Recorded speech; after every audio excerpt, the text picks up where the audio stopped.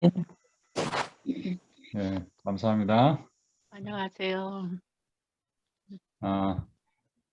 거기 게시판에 오늘 자료 올렸으니까요.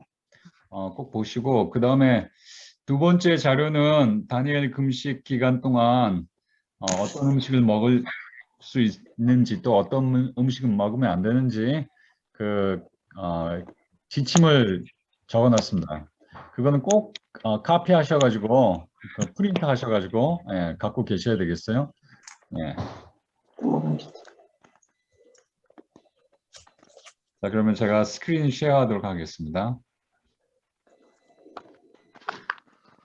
오케이. 저기 사모님 제 스크린 쉐어를 이렇게 호스트로 주셔야 되겠네요. 스크린 쉐어가 안 돼 있어요.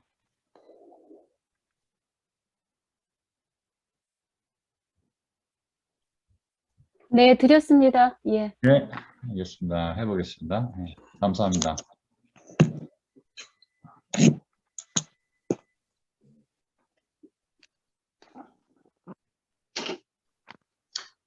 자, 오늘 강의 제목은요. 다니엘 디톡스, 독소 세상에서 깨끗하게 살기 라는 제목으로 말씀드리겠습니다. 먼저 독소들은 무엇인가, 독소란 무엇인가 정의해 봐야 되겠네요. 그것은 민감한 체내의 조직들의 기능장애나 죽음을 가져올 수 있는 화학물질이다. 물질이면 되겠습니다. 어떤 물질이든지. 대개 화학물질을 말하는 거죠. 단순한 화학물질일 수도 있고 복잡한 화학물질일 수도 있고, 그것들이 이제 우리 몸에 있을 때 모든 조직이 다 그 영향을 받는 건 아니에요. 거기에 민감한 조직들이 있습니다. 그 조직들의 기능 장애나 아니면 그 죽음을 가져올 수 있는 거죠. 그게 독소라고 합니다. 그래서 신경 조직에 영향을 주는 독소가 있는가 하면 간 조직에 특별히 나쁜 독소가 있고, 예, 그렇죠. 독소에는 두 가지가 있습니다. 하나는 내인성 독소, 우리 신체 내에서 만들어진 독소가 있습니다. 두 번째는 외인성 독소로 신체 외에서 들어온 독소를 말합니다. 그래서 이제 두 가지인데요. 사실 그 내인성 독소는 사실 대사산물이에요. 대사산물. 우리 몸에서 이렇게 살다가 보면 어쩔 수 없이 만들어지는 대사산물입니다. 예를 들자면 이산화탄소가 있죠. 우리가 산소를 들이마시고 그 다음에 우리 몸속에서 생긴 이산화탄소를 내뱉습니다. 그렇죠? 이산화탄소를 내뱉어요. 그게 이산화탄소도요.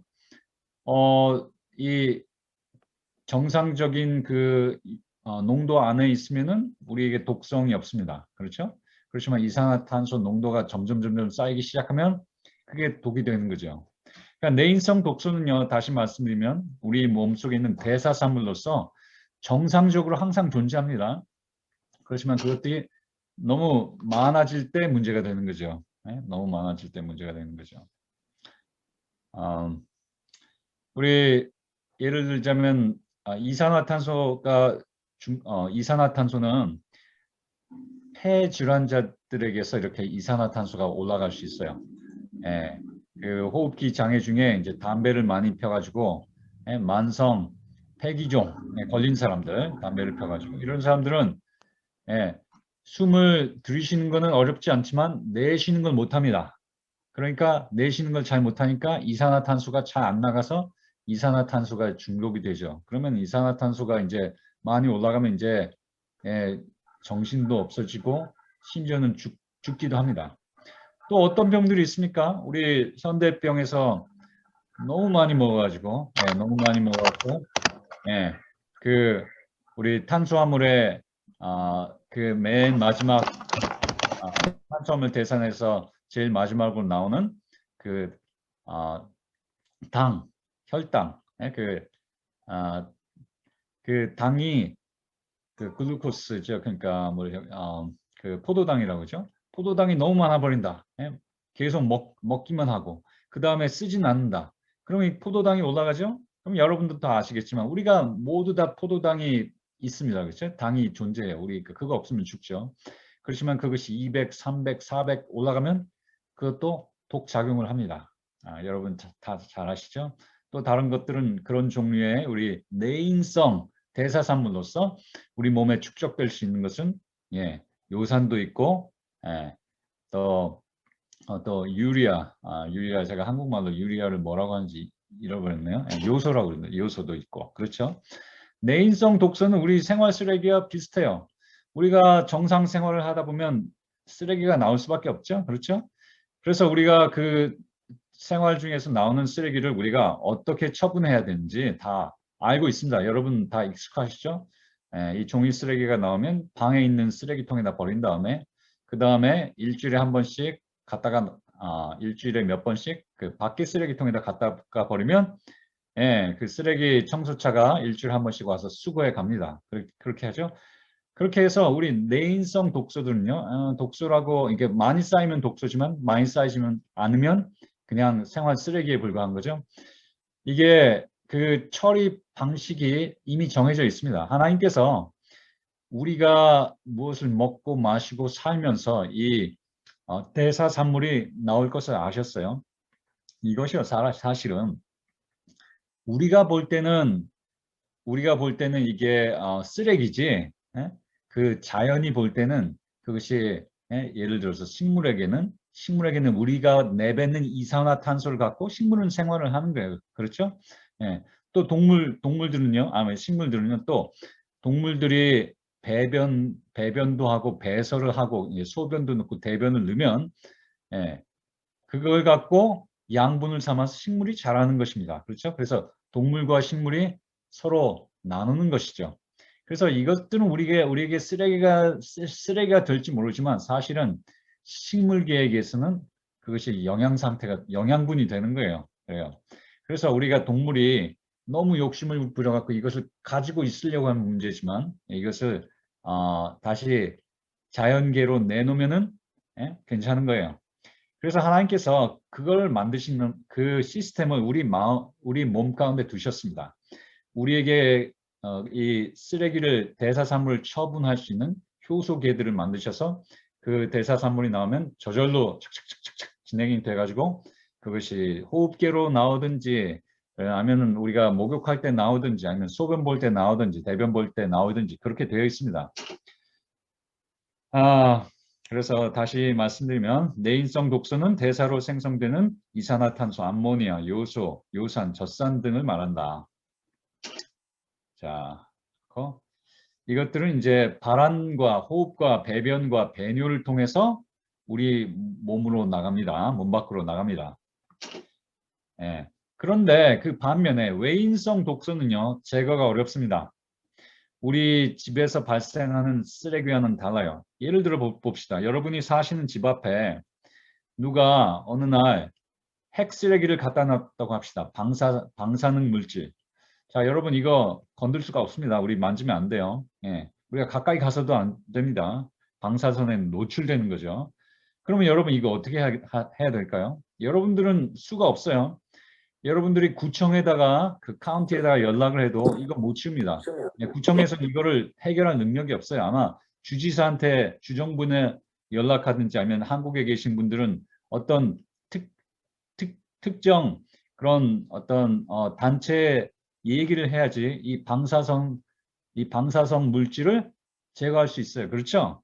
우리 몸도 마찬가지예요. 우리 몸에 외인성 독소가 들어오면요. 제거가 참 어렵습니다. 예. 왜냐하면 하나님께서 그것을 제거할 수 있도록 이렇게 처음에 만들어 놓지 않았어요. 그래서 외인성 독소를 피하는 것이 최고 방법이에요. 예, 외인성 독소는 제거가 어렵기 때문에 에덴 동산에서는 외인성 독소가 없었습니다. 그렇죠? 그렇지만 아담과 하와가 타락한 다음에 그 다음에 그 가시와 찔레가 있는 곳으로 나왔을 때부터 동물들과 식물들에게 우리는 공격을 받고 있습니다. 그렇죠? 동물의 독, 식물의 독, 곤충의 독, 미생물의 독 이렇게 사람과 뱀 사이에만 그 원수 관계가 된 게 아니고 사람과 또 사람과 이 자연계 여러 파트 사이에 원수지간이 된 것입니다. 그래서 그들은 이제 식물과 동물과 뭐 버섯독이나 뭐 미생물독이나 이것으로 우리가 공격당할 수 있죠. 그것은 타락한 다음에 벌어진 일이지만요.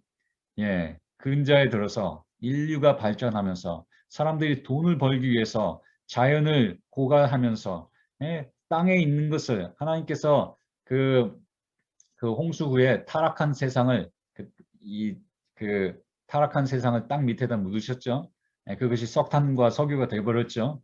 그것을 우리가 다시 꺼내 쓰면서 예, 이제 외인성 독들이 사람들이 인공적으로 만든 외인성 독들이 엄청나게 증가하기 시작했습니다. 그래서 우리는 환경오염 물질, 그래서 대기오염, 수질오염, 그다음에 토양오염 이런 게 있죠. 예, 그것들 안에서 걸어 다니고 숨을 쉬고 목욕을 하고 수영하고 그렇게 살고 있고요. 그뿐만 아니라 꼭 대기오염뿐만 아니라 집안에 들어와도 우리는 독성 물질을 항상 만지고 어쩔 땐 먹기도 하고 입기도 하고 바르기도 하고 그렇게 살고 있습니다. 조금 더 자세히 나올 거예요. 그 독성 물질에 대해서는요. 이렇게 외인성 독소는요. 우리가 몸이 제거하기가 어렵기 때문에 몸은요. 외인성 독소가 들어왔을 때 어쩔 땐 발작을 합니다. 그것을 없애기 위해서 그것을 받아들이지 않기 위해서 흡수하는 것을 막기 위해서요. 예를 들어서 농약에 중독되면요. 어떤 사람이 농약을 마시면요. 예. 그럼 이제 올가닉 파스페이트라고 그러는데 그것을 마시면요 구토를 합니다. 설사하고 땀이 쭉쭉 납니다. 몸이 이것을 받아들이지 않기 위해서 이 불편한 증상이지만 그것을 배척하려는 그런 발작이에요. 담배를 처음 폈을 때 그 어린 그 사춘기 아이들이 담배를 처음 이렇게 펴보려고 그럴 때 막 기침을 하죠. 싫어하니까 몸이 싫어하기 때문에. 근데 그걸 계속하면 이제 기침도 덜 하겠죠. 이제 나중에는 익숙해져요, 몸이. 우리가 이런 세상에서 살아요. 특별히 대도시 가운데 대도시 근처에 사시는 분들, 도시 한가운데 사시는 분들, 아황산가스, 일산화탄소, 다이옥신, 먼지 같은 미세 입자 이런 것에 둘러싸여서 그것을 마시고 살 수밖에 없습니다. 그러니까요, 우리가 독소를 줄이기 위해서라도 우리가 될 수 있으면 시골 생활을 하는 게 얼마나 좋은 일인지 모르겠어요. 그러나 여러분이 집 안에 들어와도 시골에 사신다고 그래도 여러분들이 사실 집 안에 더 독소가 많을 수 있습니다. 특별히 새 집을 지었을 때, 여러분들이 새 집을 구입하셨을 때, 페인트, 바닥재, 그 다음에 거기에 이제 여러 가지 본드 같은 거, 그런 것들이 굉장히 많이 있죠. 거기에서 그 화학 피움들이 나옵니다. 피움들 뭐라고 그러나 그 화학 성분들이 우려 나오는 거예요. 우리 공기 중에. 그뿐인가요? 컴퓨터에서는 양이온이 나옵니다. 컴퓨터나 프린터 같은 데서는 양이온, 음이온 공기가 아니고 양이온 공기가 나옵니다. 그 다음에 이 집안에서 가스를 쓴다든지 아니면 석유 난로를 쓴다든지 그러면 거기서도 또 나오죠. 화학물질이 나올 뿐만이 아니고 걔네들은 또 산소를 잡아먹습니다. 우리와 산소를 갖고 경쟁하는 거예요. 그렇죠? 우리도 산소가 필요하고 불도 산소가 필요하니까 우리가 마셔야 될 산소를 잡아먹습니다. 그렇죠? 네.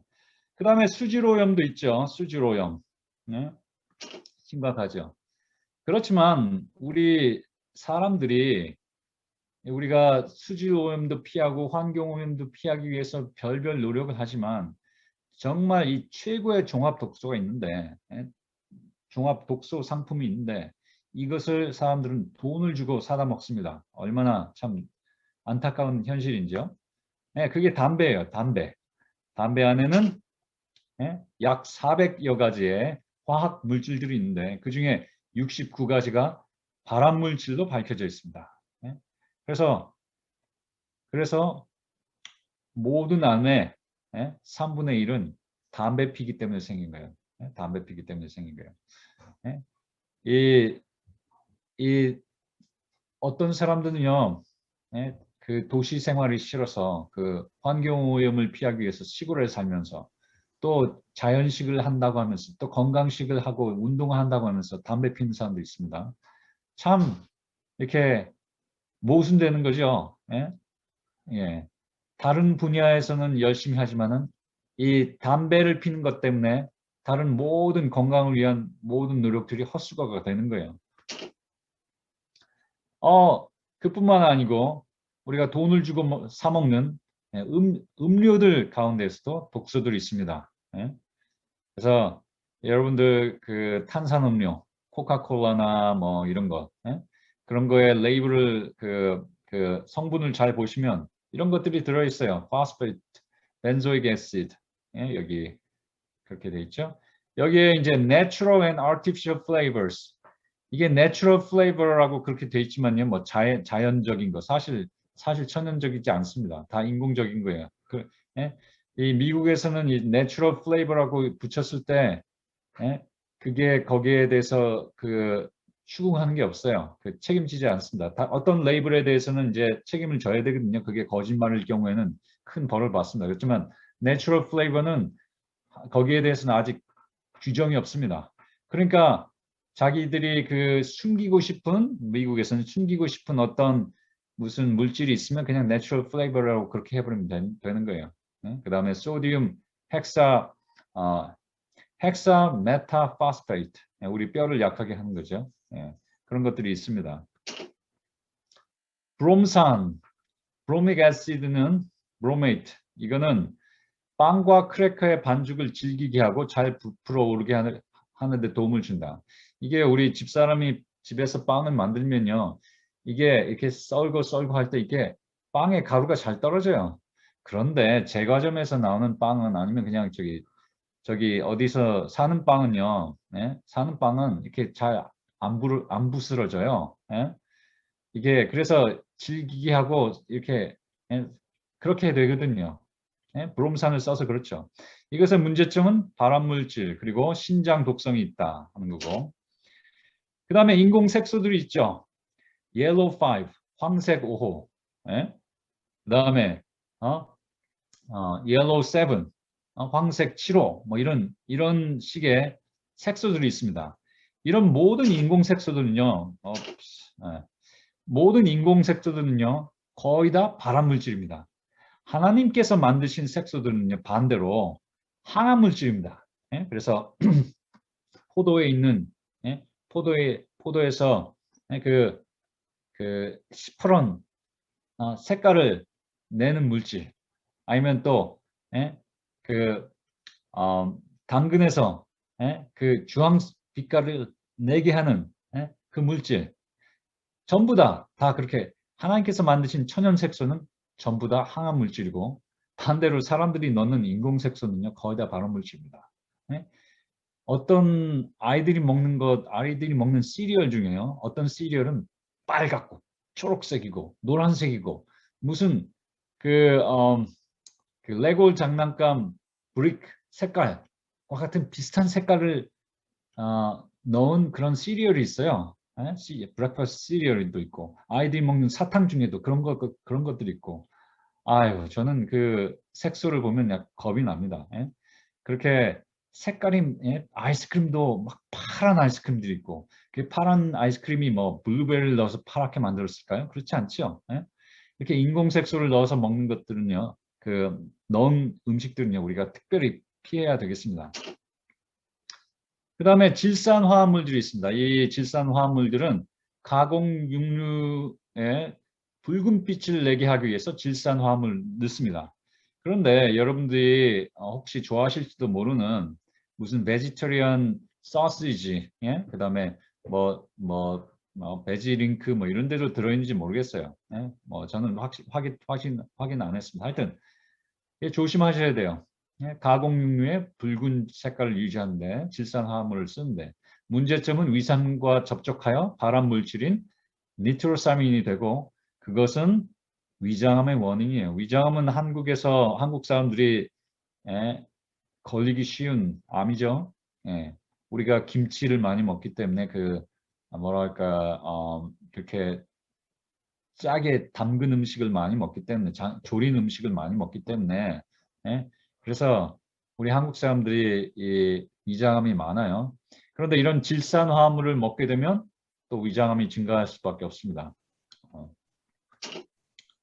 그 다음에는 또 음식물 중에 들어있는 그 독소들 중에 하나는 알루미늄 첨가 보존제, 알루미늄 이것을 첨가 보존제를 쓰면 안정제로 씁니다. 그래서 이 shelving time, 그러니까 슈퍼마켓에서 오랫동안 거기 진열대에 놓여 있어도 변하지가 않는 거죠.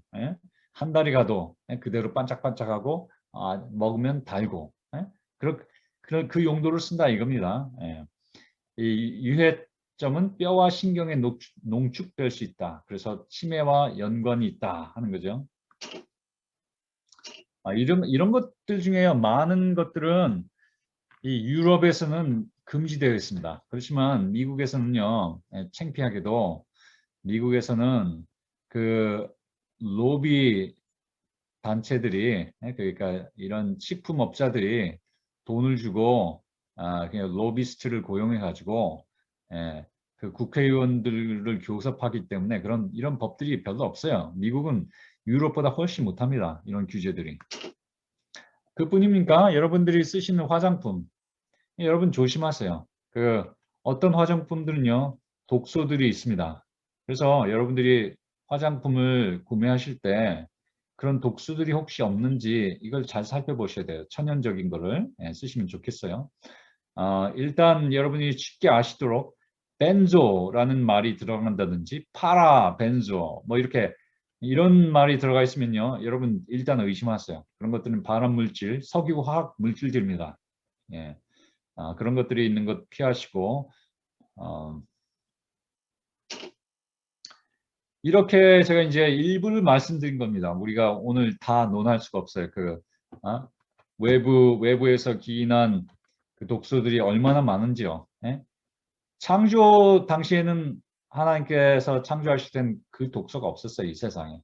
그렇지만 타락한 다음부터는 독소가 있기 시작했습니다. 처음에는 동물과 곤충과 식물에게서 우리가 노출될 때 받는 그 독소밖에 없었죠. 그렇죠? 자연에 있는 독소. 그러나 그 외인성 독소들이요. 점점 늘기 시작했는데 산업혁명 이후에 우리가 이제 석유와 석탄을 파가지고 그것들로 각종 물질들을 만들면서 이 세상이요 독소로 충만해지게 되었습니다.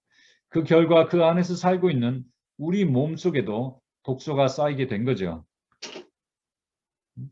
자, 강의 요점을 확인해 보겠습니다. 내인성 독소는 몸 안에서 대사산물이 축적된 결과로 생긴다. 또 외인성 독소는 외부에서 유입된 것이다. 근데 잘 생각해 보세요. 내인성 독소, 에덴 동산은 없었습니다. 이 내인성 독소는요, 우리가 인간이 욕심 때문에 생긴 게 어쩌면 욕심이 죄죠. 그러니까 죄는 뭡니까? 죄는 자만, 교만과 또 그 다음에 이기심이죠. 그렇죠? 사람의 이기심. 그래서 자꾸 먹으려고 그러고 내놓지는 않고 식물계는 우리가 내놓은 것을 바라는데 우리는 그렇지 않고 계속해서 나 먹기만 하고 싸지는 않으면 우리 몸에 쌓이고 그게 독소가 되는 거죠. 사람들이 섬유질을 안 먹습니다. 그러면 배변이 잘 안 되죠. 그 다음에 물을 안 먹습니다. 그러면 물을 통해서 독소가 나가야 될 텐데 그 대사산물이 나가지 않습니다. 운동을 해서 심호흡을 하고 그래야지 이 이산화탄소가 나갈 텐데 사람들이 가만히 구부려서 앉아서 텔레비나 보고 셀폰이나 하고 컴퓨터나 하고 그러면 우리 호흡기계로 나가야 될 독도 나가지 않습니다. 또 땀을 흘리지 않기 때문에 운동을 하지 않기 때문에 땀을 통해서 나가야 될 독소도 나가지 않습니다. 자, 내인성 독소는 몸 안에 이미 이들을 제거하는 기제들이 있다고 그랬죠. 외인성 독소는 그게 없기 때문에 제거하는 능력이 미비합니다. 내인성 독소를 줄이기 위해서는 우리가 절제와 건강 생활을 해야 됩니다. 좋은 음식이라도 너무 많이 먹는 것은 좋지 않습니다. 우리 사람이요 필요한 단백질, 필요한 탄수화물, 그 다음에 지방이 딱 정해져 있는 거거든요. 필요 이상으로 우리가 가져오면요, 우리 몸에 방해가 돼요. 여러분들 집을 짓는다고 생각해 보세요. 집을 지을 때 벽돌도 필요하고, 그 다음에 목재도 필요하고, 시멘트도 필요하죠. 그런데 많으면 많을수록 좋나요? 그렇지 않죠? 여러분들이 돈 낭비일 뿐만 아니고 그런 자재들을 엄청나게 쌓아가지고 집 둘레에다 쌓아놓고 쌓으면 공사에만 방해만 되는 거예요. 그렇죠? 없애려면 또 돈도 드는 거예요. 그렇죠? 여러분 그것 마찬가지예요. 좋은 음식이라고 해가지고 너무 많이 먹으면 우리 몸에서 필요하지 않기 때문에 일단 열량을 채우기 위해서 쌓아둡니다. 그러면 이제 뚱뚱해지는 거죠. 또한 어떤 경우에는 쌓아놓지 못하는 어떤 영양 성분들은요 반드시 배설해내야 돼요. 예? 그러려면 우리 간과 콩팥과 같은 배설기관에 예? 부담을 주는 겁니다. 그렇죠? 예. 그래서 내인성 독소를 적게 하기 위해서는 이게 절제를 해야 되겠고, 그다음에 좋은 음식을 마시고 물을 많이 드시고 운동을 하고 심호흡을 하고 또 휴식을 해서 그 생성은 줄이고, 그다음 배출은 늘리고 그렇게 해야 되겠습니다. 외인성 독소에 대해서는요, 제일 중요한 것은요, 그 외인성 독소가 어떻게 들어오는지 잘 알아가지고, 그것을 피해서 미연에 방지하는 것이 가장 좋습니다. 그다음에 이제 독을 제거하는 식사, 제독식 아니면 디톡스 다이어트에 대해서 잠깐 얘기를 해야 되겠습니다. 우리가 시간이 많지 않기 때문에 제가 빨리빨리 진행합니다. 죄송합니다. 자, 여러분 미국에서 호더 하우스라는 그 TV 프로그램을 하는데요. 저는 집에 TV가 없습니다. 근데 이제 병원에서 제가 회진을 하다가 보면 이제 환자들이 TV를 보죠.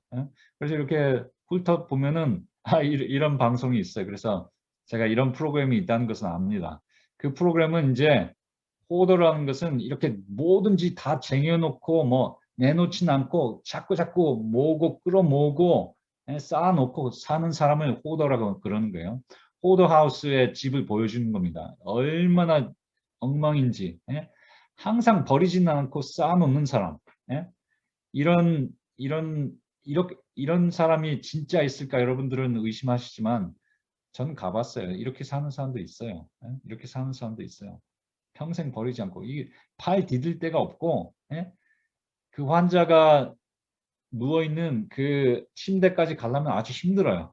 제가 그런 환자 방문해 본 적이 있어요. 이런 집을 여러분들이 청소해야 되겠다 생각해 보세요. 여러분들이 여기에 있는 망가진 가구들을 치우기 전에, 여러분들이 여기 이 집에 좋은 가구를 들여놓고 좋은 것을 사갖고 들어가기 전에 여러분 치워야 되지 않겠어요? 먼저 그렇죠? 먼저 순서는 당연히 버리기부터 시작하는 거예요. 여러분이 이 집이 너무 싸서 여러분이 사셨다고 생각해 보세요. 그럼 뭐부터 해야 될까요? 여러분의 좋은 소파와 침대와 TV와 이런 것들 가지고 들어가겠습니까? 아니죠. 버리기부터 시작하는 게 버리기. 당연히 그렇죠? 우리 몸도 마찬가지예요. 여러분들이 오랫동안 이것저것 드시고 독소에 노출되고 내인성 독소도 쌓이고 그랬다고 칩시다. 그런데 여러분들이 내가 이제 건강 생활을 해야 되겠다. 그래서 건강식을 바로 시작하는 것보다 건강식을 들여오는 것보다 더 좋은 방법은요. 버리는 걸 먼저 시작하는 거예요. 그것이 들여오는 것은 나중에 들여오고 일단 스탑하고 들여오는 거 스탑, 버리는 것부터 하고 그 다음에 들여오기 시작하는 거예요. 그것이 금식이에요. 그것이 금식. 병을 들게 하는 불건강식에 오랫동안 노출된 사람이 먼저 금식을 하는 것이 좋습니다. 금식이라는 것은 그러니까 입에 들어오는 것을 최소한으로 하는 거죠. 굉장히 신경 써서 입으로 들어오고 굉장히 거의 안 먹는 식으로 금식을 먼저 하고요. 그래서 빼낼 수 있는 것은 금식을 해서 빼내고 금식을 하면은 어떻게 됩니까? 우리가 먹는 것으로 들어오는 게 없기 때문에 우리 몸이 이미 쌓여있는 열량을 쓰기 시작하는 거죠. 그러면서요, 특별히 지방에 쌓여있던 독들이 나오기 시작하는 거예요. 예? 간에 쌓여있던 독들이 나오기 시작하는 거예요. 우리가 거기에 쌓여있는 영양 성분들을 이용하기 시작하면서 오랫동안 축적되어 있던 것들이 나오기 시작하는 거예요. 그렇죠? 예. 먼저 금식을 한 다음에 그 다음에 건강을 유지하는 건강 식사를 나중에 도입하는 겁니다. 예. 그래서요 다니엘 금식은요 뉴스타트 건강 식사랑 좀 다릅니다. 많이 달라요. 많이 달라요. 자, 예? 그래서 금식 식사와 건강 식사에는 차이가 있다. 이걸 여러분 아셔야 돼요. 그래서 자 금식 식사를 평생 하실 필요 없습니다. 저도 그렇게 못합니다. 예? 예. 그렇지만 금식을 해야 될 때가 항상 있어요. 예. 금식을 하고 건강식을 들어가는 것이 훨씬 환자에게 유익하고요. 예. 그리고 여러분이 건강식을 하시는 분들이 할지라도 1년에 한 번씩은 이렇게 그렇게 시간을 정해놓고 일주일 하시든지 2주일 하시든지 3주일 하시든지 이렇게 금식 식사를 하시면 참 몸에 좋겠습니다. 예. 금식 식사는 독소 제거에 초점이 있습니다. 건강 식사는 영양 균형에 초점이 있습니다.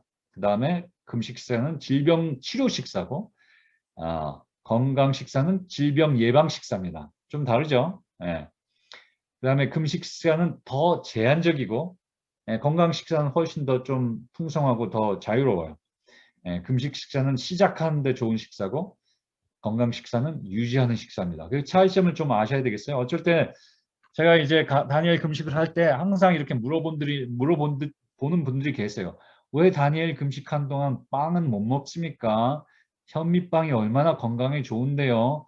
보리빵도 건강에 좋고 뭣도 좋고 뭐 이렇게 말씀하시는 분들이 있어요. 예. 제가 그거는 이 다니엘 금식은 금식 식사라서 그래요. 금식 식사. 예? 건강 식사로 들어갈 때 여러분 뭐 드셔도 돼요. 예? 금식 식사이기 때문에 우리가 독소 제거에 초점을 맞춰서 그렇습니다. 예. 금식을 할 때 이제 탁월한 쓰레기 제거 효과가 있습니다. 예? 제가 말씀드렸죠? 우리 몸에 쌓인 쓰레기들로 가득 찬 몸이 있을 때 먼저 제거하고 가져오는 것 자꾸 들여오는 것보다 일단 들여오는 거 스탑하고 제거하는 것부터 해야 된다고요. 이제 허버트 셜튼이라는 영양학 박사가요. 이제 이분은 이제 텍사스에서 그 금식 센터를 운영했던 분이에요. 그래서 많은 사람들을 치료했던 사람입니다. 이분이 얘기하기를 금식 시 몸은 열량이 없는 비상사태에 돌입하여 가장 덜 필요한 것부터 연료를 쓴다. 그렇게 얘기했어요. 그래서 저장된 연료를 먼저 쓰죠.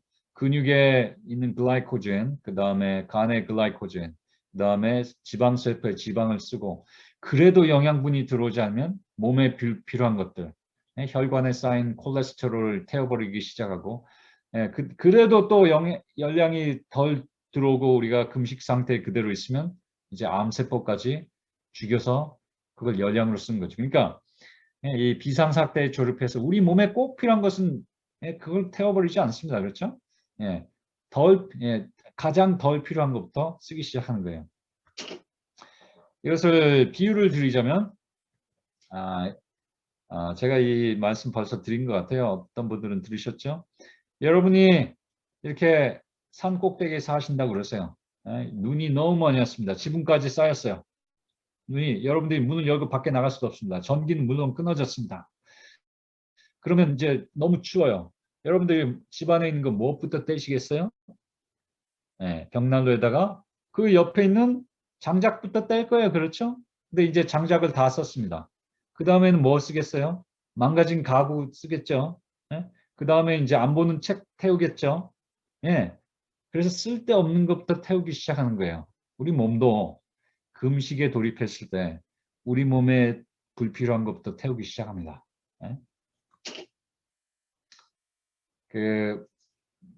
배부를 때와 금식할 때 나오는 호르몬이 틀려요. 배불렀을 때는 인슐린 나오고 금식할 때는 글루카곤이 나오는데 배불렀을 때 나오는 인슐린은 우리 몸에 이제 어떤 것들을 이제 뭐든지 밖에서 들어온 것들을 집어넣는 성질이 있어요. 집어넣는 성질. 우리 몸에 자꾸 집어넣어요. 심지어는 우리가 먹는 것을 통해서 그 먹는 것에서 이제 독성 성분이 들어왔어도 집어넣다 보면 그것도 같이 들어가는 거예요. 지방 조직에, 특별히 지방 조직에. 예? 글루카곤은 반대입니다. 금식할 때 나오는 글루카곤은 예, 이것을 그걸 꺼내는 성질이 있어요. 꺼내 갖고 씁니다. 예? 쓰고 태워버리고 밖으로 배설하고 그런 성질이 있어요. 그래서 보통의 식사 중에는요, 예? 들어오는 열량이 더 많을 때는 우리 몸이 자꾸 쌓아놔요. 예? 운동은 안 하고 자꾸 먹기만 하면 우리 몸이 그 여분의 열량을 자꾸 쌓아놓는 거죠. 쌓아놓으면서 독성도 쌓이는 거죠. 예? 여기에 이제 이거는 지방세포입니다. 지방세포에 특별히 칼로리와 독소들이 쌓이고, 그다음에 디톡스 기간 중에는 반대로 이런 것들을 사용해가지고 이제 몸이 열량이 필요하기 때문에 이런 것들을 이제 꺼내갖고 쓰는 도중에 예, 칼로리가 나올 뿐만 아니라 독소들도 거기서 나오는 거죠. 2016년에 노벨 생리학상을 받은 일본의 요시노리 우슈미 박사는 예, 이 박사님은요, 뭐를 발견해서 노벨 의학상을 받았냐면 예, 이 세포의 자기 청소, 오토파지에 대해서 발견했습니다. 오토파지는 무엇인가? 세포가 세포체가 있는 거 아시죠? 이게 세포 소체가 있습니다. 세포 안에 여러분 뭐 중고등학교 때 배운 생물학 시간 기억나시는지 모르겠지만 세포 안에 핵이 있고 미토콘드리아가 있고 골지체가 있고 리보솜이 있고 세포에도 그 소기관들이 굉장히 많이 있습니다. 예? 예. 생명의 단위이기 때문에. 그런데 거기에 이제 망가진 기관들이 있죠. 그것들이 어떻게 청소되는가? 글루카곤과 성장 호르몬이 나올 때 세포는요 그것을 청소한다는 거예요. 그것들을 우리가 금식 상태에 돌입하면 글루카곤이 증가한다고 그랬죠. 그러면 세포가요, 그러니까 개별 세포도 우리 몸 전체뿐만 아니라 개별 세포적인 측면에서 봐서도 그 개별 세포가 그 망가진 세포 소체를 아이고 이게 지금 주인이 먹지 않기 때문에 영양분이 덜 들어오네. 그러면 어떻게 하지? 예, 아이고 내 이 세포가요, 세포 안에서 망가진 세포 소체를 먹어서 자기가 그것을 청소한다는 거예요. 예? 그 세포가 그것을 청소해 갖고 먹고 예, 그것을 자기가 필요한 것들 영양분으로 쓴다는 거예요. 예? 그렇습니다. 그래서 세포 수준에서도 청소가 일어나는 것입니다. 이거는 이제 논문 기사인데 이건 뭐 여러분들 뭐 제가 간단하게 설명드리면 심지어는 면역계도 그렇습니다. 면역계도 우리가 장기간 금식하는 것은 물론 면역계 좋지 않아요. 그렇지만 단기간 할 때요. 우리가 단기간 금식할 때 면역계도 예, 면역세포는 군대와 같죠. 군대 가운데 좀 늙고 별로 싸울 능력도 없고 그래서 군비만 축내는 그런 세포들은 없어진다는 거예요. 예, 우리가 금식할 때. 그런 세포들은 없어지고 그다음에 신졸 세포들로 그 군대가 채워지게 됩니다. 그래서 면역력이 강화되는 거예요. 금식은 장기들의 줄기세포들이 수명 상태에서 깨어나 새로운 세포들이 탄생하도록 한다. 그다음에 매 6개월마다 2, 4일 정도 금식하는 것은 6개월에 걸쳐 늙고 망가진 면역세포들을 죽이고 새로운 세포들을 만들어낸다. 며칠 정도 1년에 2번 정도 이렇게 단기간 금식하면은 우리 면역계도 좋다 하는 겁니다. 이거는 조금 넘어가야 되겠어요. 제가 시간이 없기 때문에 이거는 디톡스 이 다니엘 금식을 제가 이제 식사를 고안을 할 때 이 디톡스에 초점을 맞췄습니다. 디톡스 식사가 되려면 독소가 없어야 되겠죠. 화학물질이 들어있는 식사는 전혀 하지 않습니다. 다니엘 금식하는 건. 그 다음에 열량이 적어야 됩니다. 열량이 많으면은 우리 금식 상태에 몸이 들어가지 않아요. 그러니까 열량이 적어야 된다. 그래서 열량이 적게 하기 위해서는 설탕과 기름을 이용하지 않습니다. 우리 채식을 하는 사람들이라도요, 뚱뚱한 분들이 있어요. 그 비결은 채식을 하면서도 몸이 불어나는 그 비결은 기름과 설탕 때문에 그렇습니다. 쌀밥, 기름, 설탕 때문에 그래서 살이 잘 안 빠지는 거예요. 그래서 다니엘 금식할 때는요, 기름과 설탕 쓰지 않습니다. 그 다음에 다니엘 금식할 때 단백질 과잉으로 들어오면 안 됩니다. 이제 탄수화물과 다르게 단백질은요, 특별히 우리 몸이 너무 많이 먹으면은 그것을 쌓아놓을 수가 없어요. 이것을 다시 배설해야 되는데, 그 아미노산에 들어있는 그 나이트로젠, 그 질산기, 질소기를 배설하기 위해서 우리 몸이 열심히 그 간과 콩팥이 그것 때문에 고생을 해요. 밖으로 내보내려고. 그런데 그래서 단백질을 좀 줄여야 돼요. 단일 금식을 할 때. 그러면은 우리 몸에서 그 콩팥과 간이 다른 독을 제거할 수 있도록 일거리를 줄여주는 거예요. 그렇죠? 그 다음에 효소가 살아 있어야 됩니다. 우리 몸에는 이 효소가 소화를 하는 그 소화 효소가 있는가 하면 그 다음에 배설을 하는 배설 효소가 있습니다. 이렇게 카타볼리스, 아나볼릭 효소가 있고 그 다음에 카타볼릭 효소가 있어요. 그 다음에 다이제스티브 엔자임, 그 다음에 소화 효소가 있고 우리 효소가 살아있는 음식을 먹으면요, 우리가 음식을 먹을 때 우리 소화 효소는 크게 이용하지 않고 그 음식에 들어있는 효소를 써가지고 소화를 해냅니다. 그러면 우리 몸이 소화 효소는 많이 만들 필요 없으니까 우리가 제거 효소를 더 많이 만들 수 있는 거죠. 그래서 청소할 수 있습니다. 그래서 생식을 많이 합니다. 다니엘 금식하는 동안. 그 다음에 항산화 물질들이 풍부해야 됩니다. 항산화 물질들은 여러 가지 반응성 산화족들, 이걸 프리 라디칼이라고 그래요. 그걸 활성산소라고 하죠. 활성산소가 이제 몸에 좋지 않거든요. 활성산소를 중화시키는 것들이 그것들이 항산화 물질이고 항산화 물질이 많이 들어있는 야채와 과일을 많이 먹습니다. 그 다음에 다니엘 금식을 한동안 소화가 쉬워야 됩니다. 그래서 요리를 아주 단순하게 합니다. 거의 하는 것도 아니에요. 요리가 거의 없는 거나 마찬가지예요. 그 다음에 배설을 용이하게 해줘야 된다.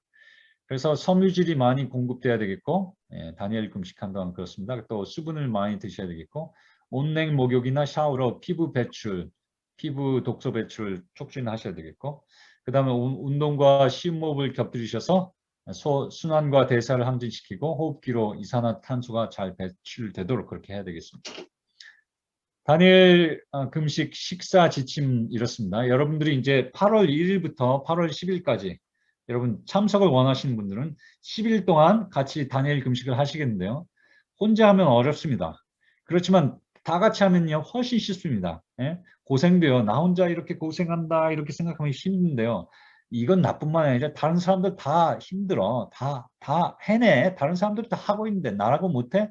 이렇게 생각하면 훨씬 쉬워요. 그러니까 이 10일 동안 다니엘 금식을 같이 하는데요. 이 10일 동안 우리가 먹어야 될 식사의 지침은 이렇습니다. 이 성경에 근거한 거죠. 다니엘이 새 이레가 차기까지 좋은 떡을 먹지 아니하며 고기와 포도주를 입에 넣지 아니하며 또 기름을 바르지 아니하니라. 그렇게 얘기했습니다. 자기가 3주 동안 금식 기도를 할 때 좋은 떡 안 먹었고 고기와 포도주 안 먹었다. 그렇게 돼 있어요. 고기와 포도주는 쉬운 것 같아요. 고기, 그렇지. 완전 채식을 해야 된다. 그건 쉽습니다. 포도주를 마시지 않는다. 발효식품 안 먹는구나. 또 하나는 우리 뇌 작용에 영향을 줄 수 있는 것들을 안 먹는구나. 그것도 쉬워요. 근데 좋은 떡을 먹지 않는다. 이게 좀 어렵죠.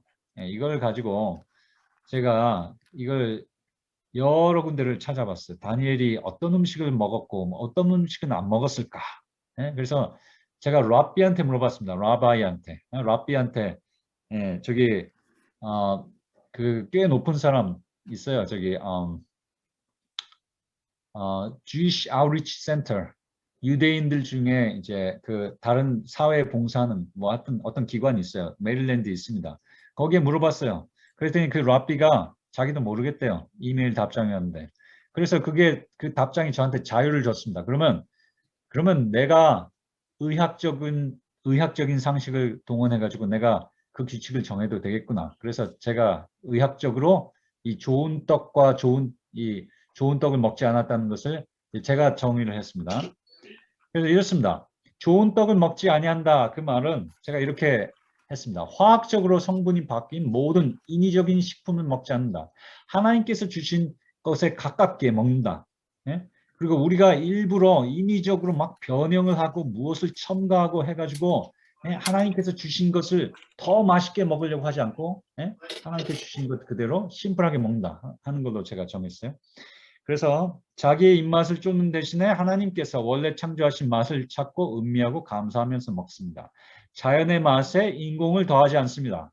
그게 중요하죠. 인공을 더하지 않기 때문에 독소도 들어올 일이 없죠. 그렇죠? 그렇게 할 때 우리가 그렇게 할 때 우리의 혀가 순수하게 먹을 때 과일과 채소의 아주 은미한 미향까지도 우리가 즐길 수 있는 거예요. 자꾸 오이를 먹는데 자꾸 고추장에다 발라 먹고 그러면은 어떻게 돼요? 고추장 맛으로 오이 먹는 거죠. 근데 다니엘 금식 때는 설탕, 식초, 기름, 고춧가루, 간장, 고추장, 화학조미료, 감미료 쓰지 않습니다. 자연 그대로 먹는 거예요. 그렇지만 이제 그렇다고 그러면 다니엘 금식이 맛 없느냐? 그런 건 아니에요. 맛있는 것도 많이 있습니다. 소금과 생꿀은 첨가할 수 있습니다. 생꿀, 이건 생꿀입니다. 소금과 생꿀 쓰실 수 있고요. 미국에 사시는 분들 중에 어떤 분들 그러니까 저기 그 뭐라고 그러나 이따 질문이 있으시면 질문하세요. 그 메이플 시럽 그 가짜 말고 진짜 메이플 시럽 쓸 수 있습니다. 다니엘 금식한 동안 천연적이니까요. 당연히 식품 공장이나 제과점, 레스토랑에서 나오는 음식은 거의 못 씁니다. 다니엘 금식 동안. 공장에서 나오는 식품 중에 쓸 거 별로 없어요. 다니엘 금식 동안. 제과점에서도 살 수 없고 레스토랑 가서 먹을 수도 없고 열흘 동안 하는 겁니다. 여러분 하실 수 있어요. 우리 보통 다니엘 금식 할 때 우리 미국 사람들하고 이제 9월달, 10월달에 하는데요. 21일 동안 합니다. 21일 동안. 여러분들은 열흘만 하시는 거니까 충분히 하실 수 있어요. 그 다음에 고기를 먹지 않는다. 이거는 뭐 쉽죠.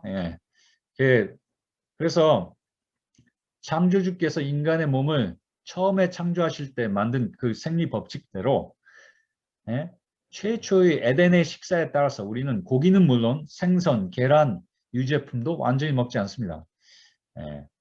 다니엘 금식 기간 동안 그렇다는 거예요. 여러분 뭐 금식 기간이 끝난 동안 어쩌다가 뭐 생선 드실 수도 있고 뭐 계란 드실 수도 있고 뭐 그렇겠지만 다니엘 제가 말씀드렸죠. 제가 지금 말씀드린 것은 건강 식사의 무슨 조건이 아니고 제가 말씀드린 건 금식 식사를 말씀드리는 거예요.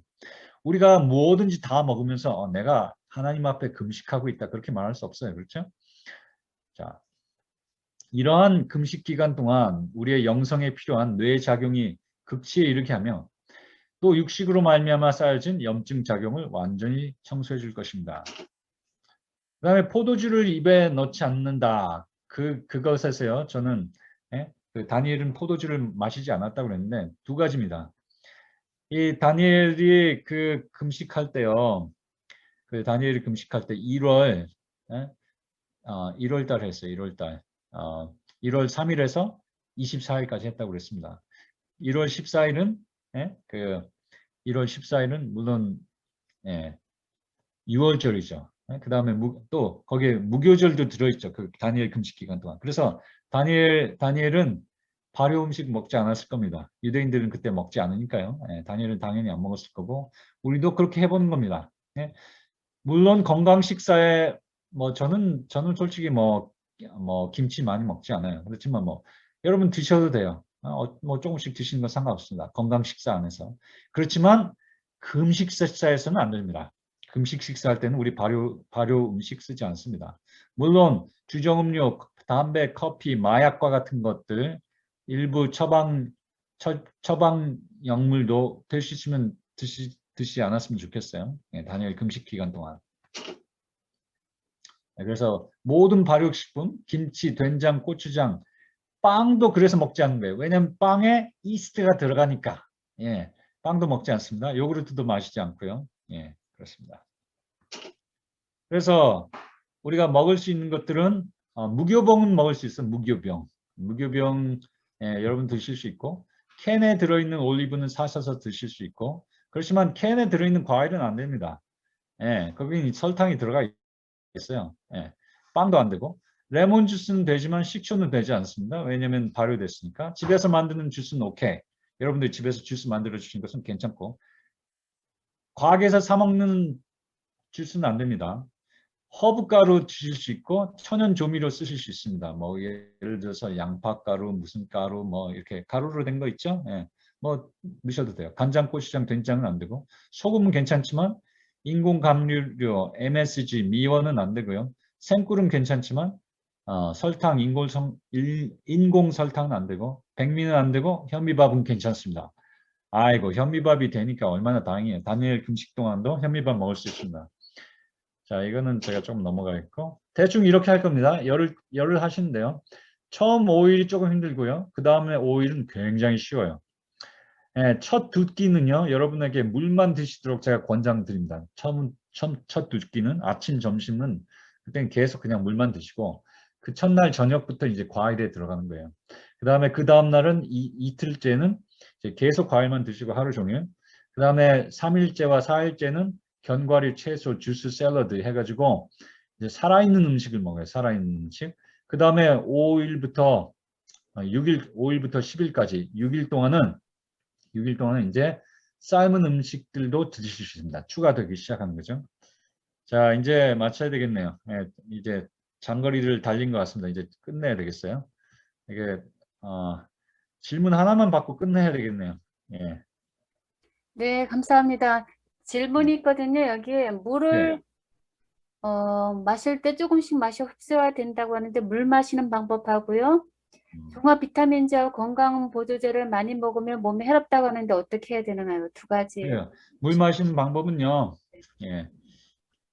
그 조금씩 먹는다는 게 그게 좀 애매한 거예요. 예, 얼만큼씩 조금 먹어야 되나? 새가 먹듯이 그러면 하루 종일 먹어야 되겠죠? 예, 그건 잘못된 방법 같아요. 예. 조금씩 마신다는 건 한 컵 마시는 건요. 그건 아무 문제 없습니다. 여러분들 한번 동물들을 보세요. 동물들. 소들을 보시고 양들을 보시고 예? 동물들이 어떻게 물 마시는지 보십시오. 예. 예? 이렇게 먹을 때 계속 먹죠. 예? 그래도 아무 문제 없어요. 저 같은 경우는 현대인들은 특별히 그렇습니다. 우리가 바쁠 때 물을 마실 수 있을 때 그때 먹는 거예요. 그 기회를 타가지고. 예? 물론 이제 그래서 저는 그렇게 해요. 저는 아침에 일어나자마자 2잔 마십니다. 아이고 그럼 2잔 마시면 큰일 나는데 물 너무 많이 마셨네? 아니에요. 아무 문제 없어요. 동물들도 그렇게 한다니까요. 그렇죠? 예, 2잔 마시고요. 그 다음에 화장실 갔다 오고 어쩌고 하고 그 다음에 한 잔 더 마셔요. 예, 3잔 마시고 그 다음에 또 마실 수 있으면 한 잔 더 마셔요. 아침 식사하기 전에 4잔 마시는 거예요. 4잔. 예? 그 다음에 아침과 점심 사이에 2잔 마십니다. 그때도 뭐 조금씩 30분에 걸쳐서 마실 수도 있겠지만 저는 솔직히 그럴 시간이 없어요. 예, 환자들 보다가 잠깐 짬을 내갖고 물을 마시기 때문에 딱 서가지고 2잔 딱 마셔요. 예, 2잔 마시고 또 오후에도 점심과 저녁 사이에 2잔 마십니다. 그것도 뭐 조금씩 한 30분에 거쳐서 마시는 게 아니라 한꺼번에 마셔요. 그게요. 중요한 것은 물을 몇 잔 마시느냐. 그러니까 물을 충분히 마시는 게 중요하지. 예? 어떻게 먹느냐? 그거는 조금 덜 중요한 것 같아요. 그렇지만 제가 뭐 천천히 마시는 게 건강에 해롭다. 그건 전혀 아닙니다. 예, 그렇지 않고 마시는 게 훨씬 중요하니까 천천히 먹다가 시간이 없어가지고 못 먹는 일이 자꾸 생기시면은 저처럼 그냥 드시는 게 좋겠어요. 그리고 건강 비타민이나 그런 것들은요. 될 수 있으면 천연으로 공급하시는 게 제일 좋아요. 그러니까 과일에 예를 들어서 여러분들은 비타민 C 드실 이유가 하나도 없어요. 여러분들이 채식을 하시면요. 비타민 C 충분히 공급돼요. 그러니까 드실 이유가 하나도 없고 견과류를 충분히 드시면 비타민 E 충분히 나옵니다. 그것도 그러니까 비타민 E도 사실 안 드셔도 되고 비타민 D는 틀리죠. 비타민 D는요. 우리 현대인들이 옥 안에서 옥내 생활을 많이 하기 때문에 낮은 분들이 많아요. 그러니까 비타민 D는 반드시 피 검사를 해보셔가지고 낮은 분들은 비타민 D를 사서 드시는 게 참 좋은 방법이에요. 그러니까 꼭 필요한 것만 드시기 바랍니다. 서플리멘트는 보존제는 사실 우리가 채식을 하고 여러 가지로 골고루 많이 먹으면 따로 그렇게 사서 먹을 필요가 없어요. 네. 자, 오늘 기도하고 마쳐야 되겠네요. 죄송합니다. 제가 기도하고 마칠게요. 예.